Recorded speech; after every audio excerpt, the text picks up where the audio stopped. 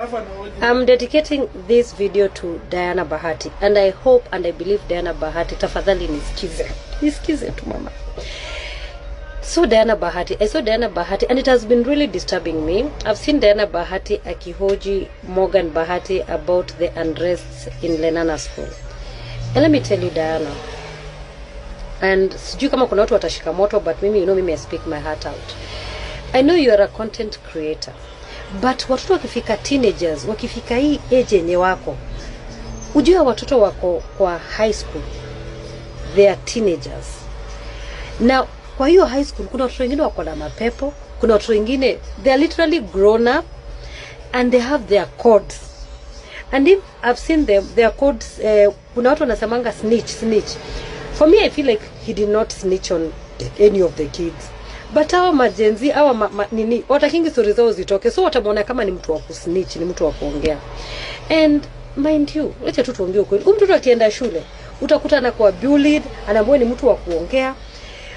Watu wanamuavoid, masema huyu ni mtu wa kuongea, anaenda kuongea na mama yake anaweka pale kwa page.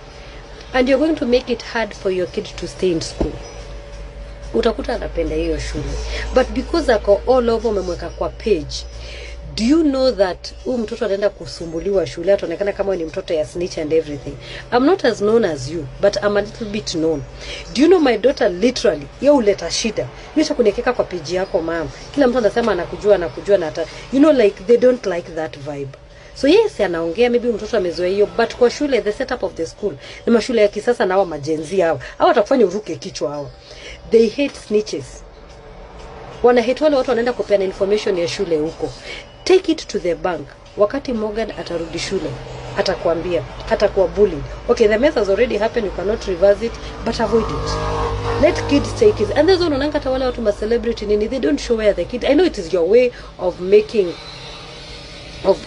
you're a content creator, and we've brought our kids there in that space, but take it to the bank. When you start, unaweza ongea story, any other stories, like how is the school, like the school is good, the students are good, but wakati nakuja kwa critics, these kids, they hate snitches.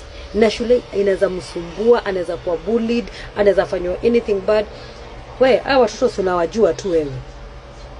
So I'm just telling you as a mother, when you're doing your content creator with Morgan, mambo ya shule, wacha kifika nyumbani afanye contact zake.